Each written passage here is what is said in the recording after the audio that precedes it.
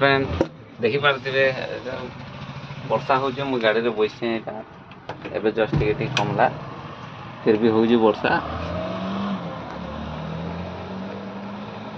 तो आज मैं फास्ट कर ब्लॉग टे बनाऊे भल लगला लाइक कमेंट शेयर सब्सक्राइब करवा पारे।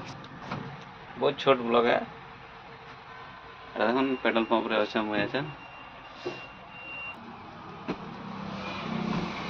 वर्षा हो गाड़ी मतलब छिड़ा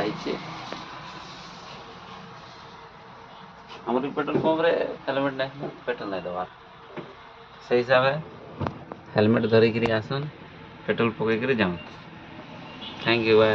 देख यहाँ मन नुआ दिखी भितर